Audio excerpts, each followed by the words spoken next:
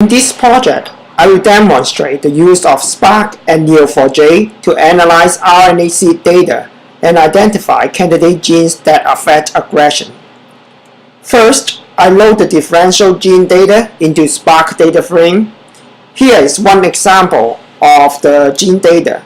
As you can see from the schema, I need to convert some columns from string to double. There are also rows that with NA that need to be removed too. Here's the result after data cleanup. I convert strained columns to double, drop rows with NA, and remove several columns that are not informative in the analysis. Next, I select differentially expressed gene based on the adjusted p-value that are less than 0.05 and arrange them in ascending order. Then I use Neo4j, a graph database, to analyze the data. First, I generate the data file for node.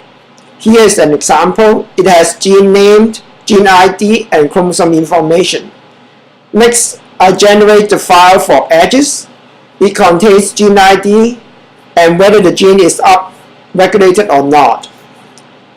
To find genes that are affected by temperature, I identify 7 genes in total using 2 experimental data set. In this graph, I can see 4 of them are downregulated and 1 of them is upregulated. There are 2 genes here that are not consistent and they may not be good candidates. Using the same approach, I try to identify genes that are related to the hyperaggressive phenotype. I find 7 genes that are differentially expressed. 3 of them are downregulated, 2 of them are upregulated. I also find that 2 genes that are inconsistent and probably not relevant to the phenotype.